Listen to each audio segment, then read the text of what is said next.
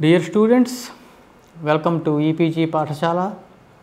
I am Professor Korada Subramaniam from University of Hyderabad. Today, in the paper Vedic, Epic and Puranic Culture of India, we are going to deal with a module that is styled 16 Samskaras or Sodasasamskarah Part 1.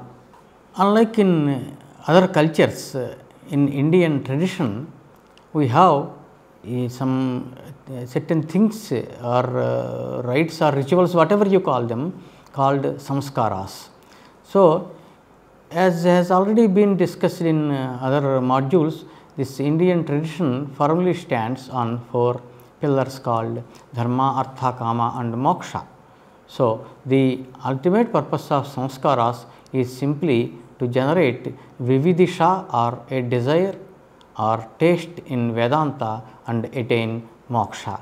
So, that is the ultimate purpose of these samskaras. Except in Vivaha, Vedic mantras are not to be used for a girl child. Then actually what is this term samskara and how to explain the meaning of this term, which is untranslatable again. So, samskara is pregnant with meaning, and so it is untranslatable, better be adopted rather than tried for a translation. And here the term samskara refers to any rite that is prescribed in scriptures, either for purification of sin, that is removal of sin, or generating or injecting some qualities by which a person becomes eligible or qualified to perform some rites.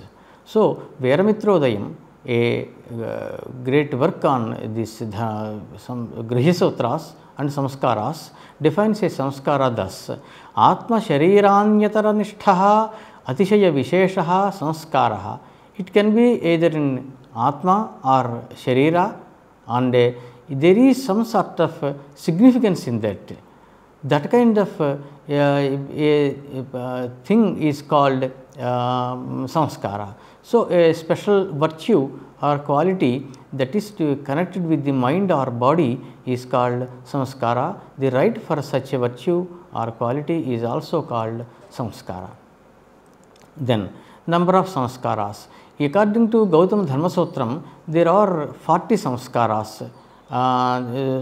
So, but finally, mainly some 16 samskaras are prescribed by different rishis, because all the 40 samskaras cannot be performed by a single person.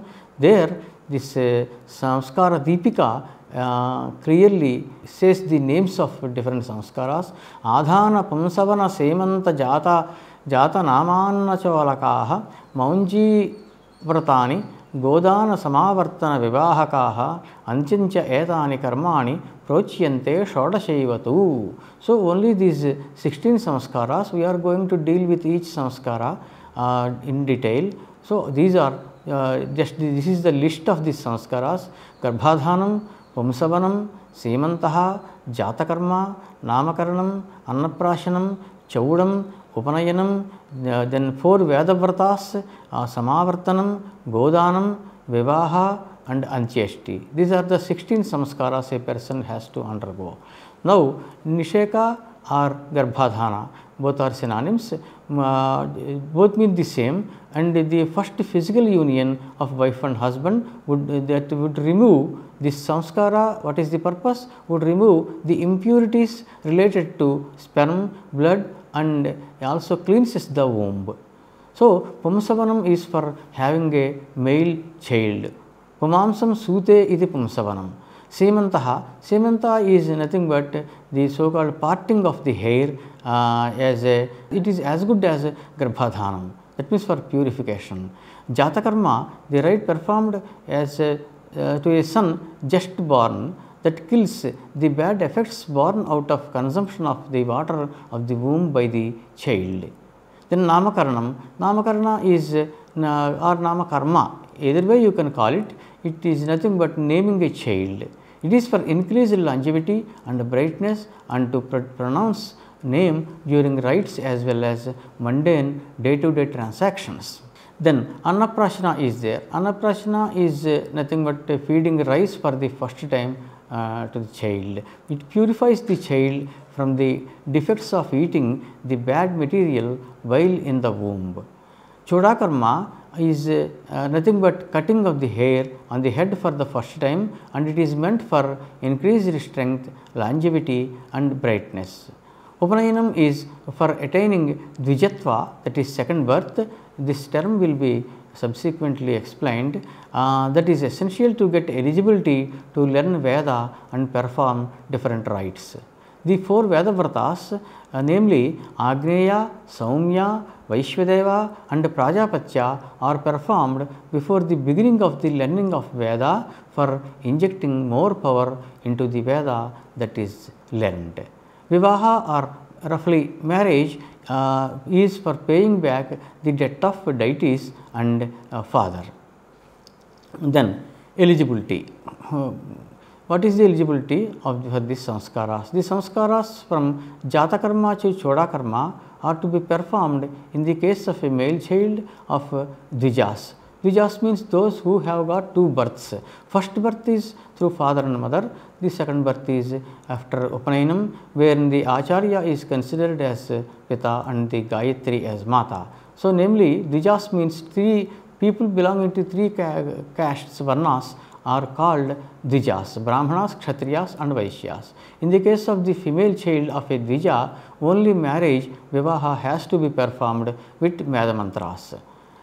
Samskara Prakasha, a great work on samskaras, rules that there cannot be any samskara for a kleba, that is impotent child. So, then first of all let us take up the first samskara and explain, that is Garbhadhanam. Literally it means implanting an embryo into wife. It can be traced to Atharva Veda and Brihadaranyaka Upanishad. This is to be performed on the fourth day after menses. Charaka Samhita in Sharirasthanam says that the lady would give birth to a child similar to the one whom she had had in mind during conception.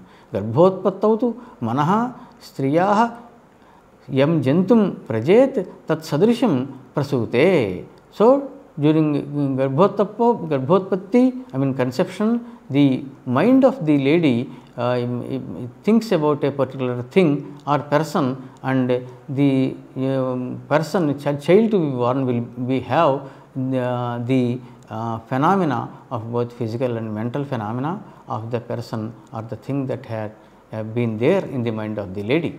Pumsavanam, Puman suyate anena iti pumsavanam. Pumsavanam is also both are used. Male child is born by this, and therefore it is called Pumsavana. Pumsavanam vyakte garbhe tishyena. This is Apastamba Grihyasotram. Pumsavanam or Pumsavanam is to be performed when pregnancy is apparent under the star Tishya, that is Pushyami. Then Semantaha. Semantaha is nothing but making a part on the in the hair on the head. So, Semanta is also called Semantonnayanam. Semanta means parting of hair on head. Semantonnayanam prathame garbhe chaturthe masi. Apastamba Grihyasotram says, but he says fourth month of pregnancy. But some other rishis, some people rishis said it is 6th month, and some people have been performing it in 7th month also, and different sampradayas are there in this case. Parting of hair by the husband is to be performed during the 4th month of first pregnancy. It is done only during the first pregnancy. So, the Garbha Shuddhi will be there. Later on, one need not go for this Semantaha. So, Semantaha is done only once. All the above three samskaras, that is Garbhadhanam, Pumsavanam and Semantonayanam, have to be performed before the birth of the child. So, before the birth of the child, certain samskaras. During after birth of the child, certain samskaras, like that. So, Jatakarma, the samskara is performed before the navel string is cut.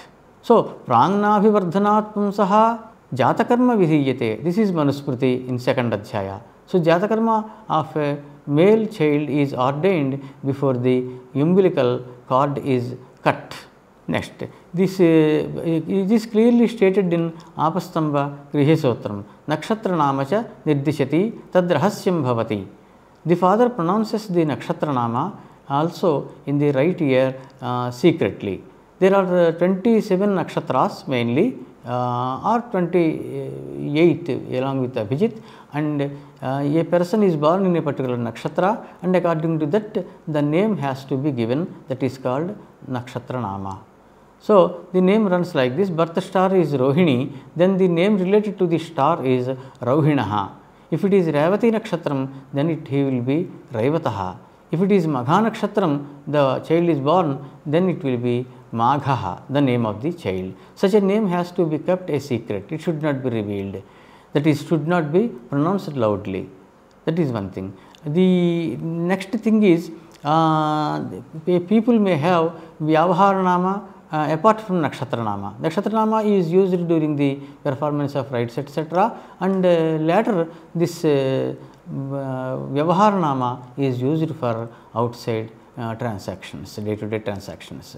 The Namakaranam, this is the naming ceremony. It should be done on 10th day or on a date after 10th day. So, Dashamyam Putrasya is the generally accepted this thing, norm, but Patanjali says Dashamyuttara Kalam, he says in Paspashanikam.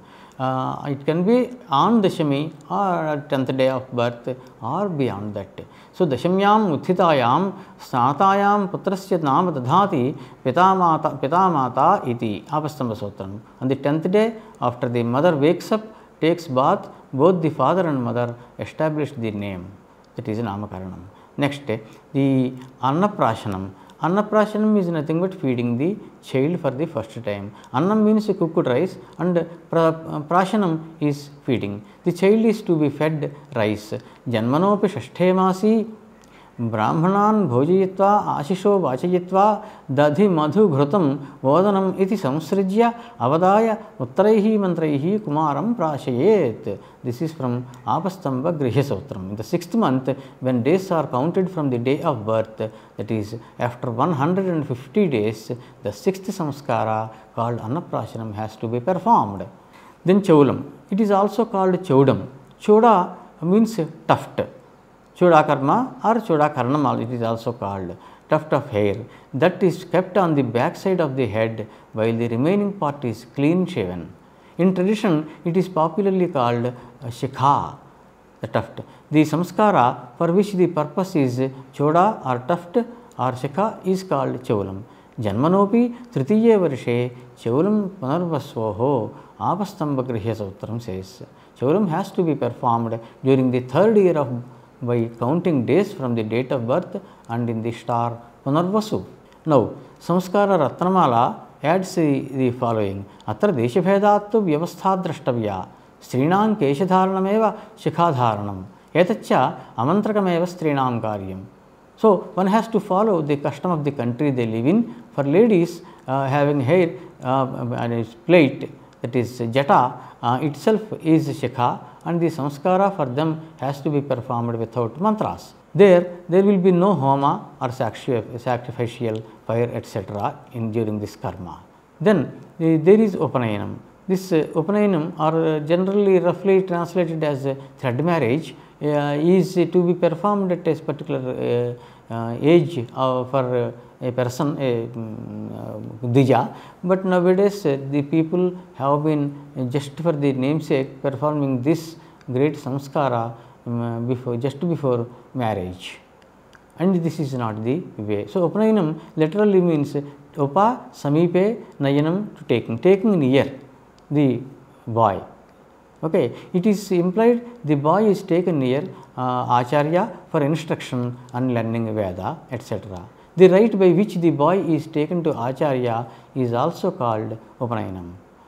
Brahmachari. The boy who underwent this samskara is called Brahmachari. Brahma means Veda, one who learns Veda is called Brahmachari. A Brahmachari would get eligibility to perform any Vedic rite. So, generally we celibate or etc. it is translated Brahmachari, but the translation is rough translation and it does not convey the original meaning of the term Brahmachari. Then Dvija. Dvija means, Dvi means twice, Ja means born. The people who are called who are born twice are called Dvijas. Brahmanas, Kshatriyas and Vaishyas are called Dvijas because initially they are given birth by father and mother. Later, through Upanayinam, Acharya and Gayatri will be giving the second birth. So, Dvija, they are Upanayinam is a samskara to be performed on the boys of Dvijas, that is Brahmana, Kshatriya and Vaishya. People belonging to the above three castes are called Dvijas, which literally means twice born. Thus, the people of the first three castes are called Dvijas. Then, age of Upanayinam. There are clear instructions in the Smritis as to when this Upanayinam is to be performed. Three different ages are prescribed for Dvijas and in Grihi Sutras and Dharma Sutras. Double the age is permitted for those who for some reason or the other could not perform at the right age. Garbhashtameshu Brahmanam Upanayita, a Brahmana has to be performed this Upanayinam at the age of 8, that is counted from Garbhadhana, that is that means after birth 7 years and 3 months is the time for a Brahmana for performing Upanayinam. Garbhayakadasheshu, starting from Garbha in the 11th year, a Rajanya is to be performed Kshatriyas, and Garbhadvadasheshu after the conception it should be 12th year for a Vaishya. This is said clearly in Apastamba Grihya Sutram. Yajñopavetam. The Yajñopavetam are a holy thread, sacred thread that is worn across the body, is holy cord to be worn by a Dvija from the day of Upanayinam. Thus he becomes Yajñopavitin, one who has got the Yajñopavetam. And the Yajñopavetam would have three positions. First one is Upavetam. The cord will be sitting on the left shoulder and hanging under the right hand. This is called Upavetam. For all rites related to deities, that means Vedic karmas, one should maintain Upavetam. The second one is called Prachinavetam. This is opposite to Upavetam.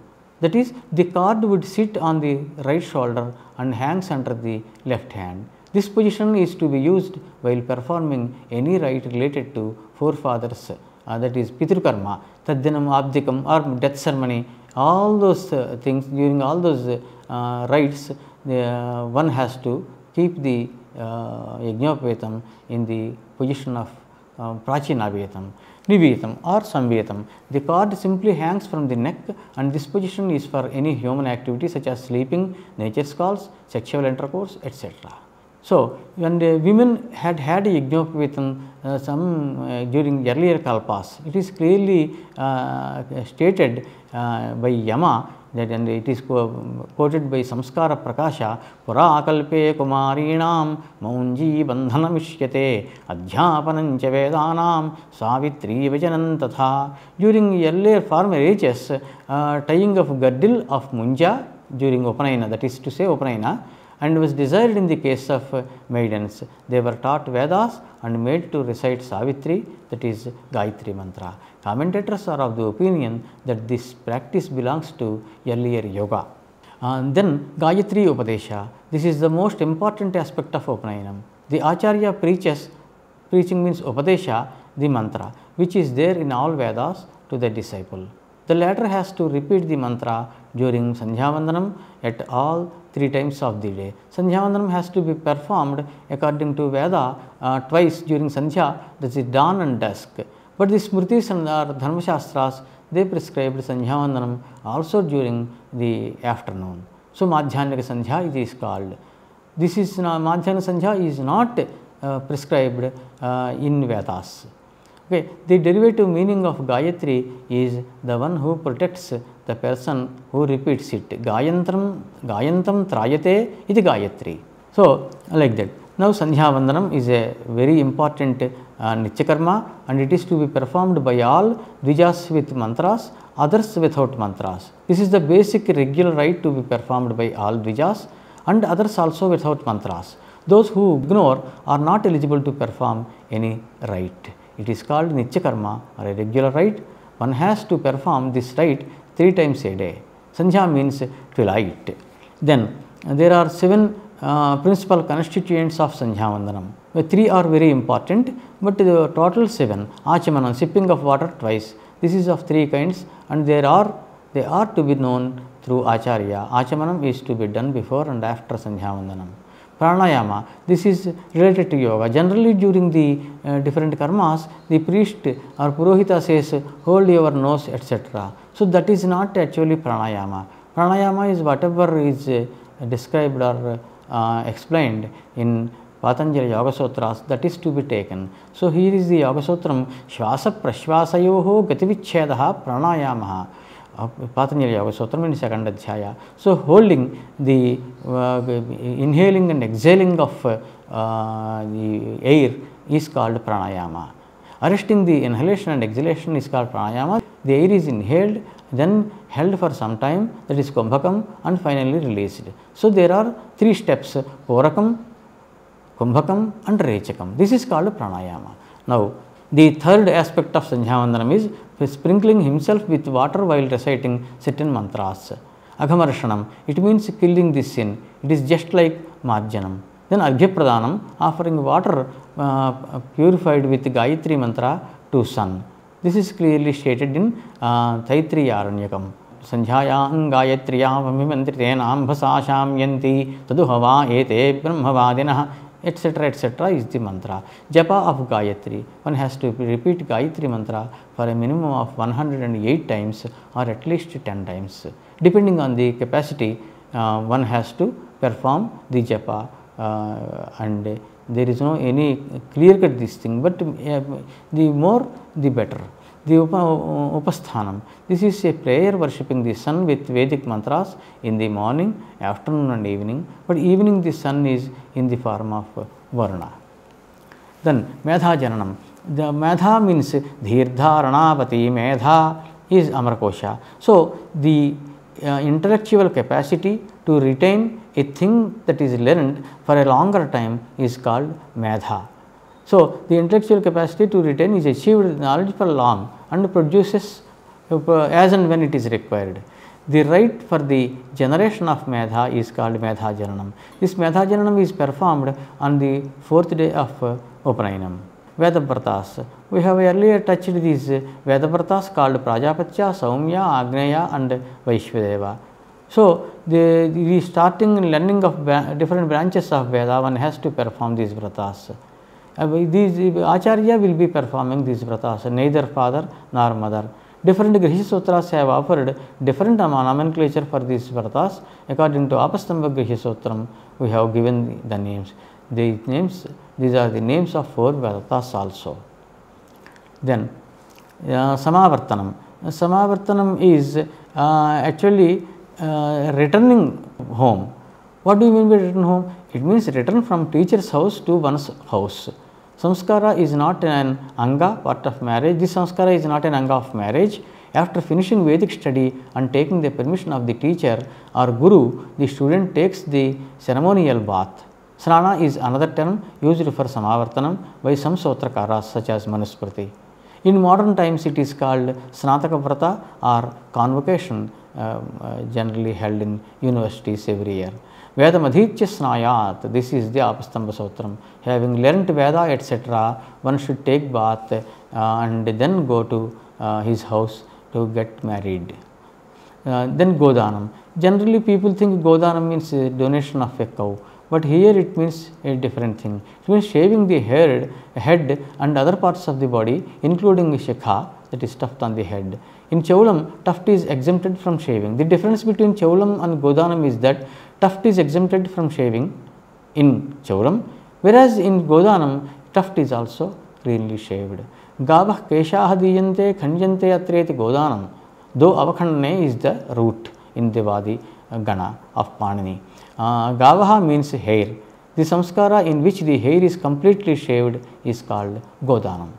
Then Godanam has to be performed after the completion of Vedabratas and Snatakam. This samskara is to be performed by Acharya. Vivaha will be there after Godanam. Keshanta, end of hair, is a synonym of Godana. Godana is performed on girls, but silently, that is without mantras. Then summary. So in this module, we have seen how the 16 samskaras are performed, what is the meaning of each samskara, and at which point of age or state it is to be performed, each samskara, and then the importance of each samskara, significance, and then what is Upanayinam and what is Sandhyavandanam, what are the different limbs or parts of Sandhyavandanam, why it is to be performed, and the importance of each samskara is also clearly explained in this module. So, for further details please visit the EPG Pathashala website, and thank you very much for attending. Shubham Bhuyat.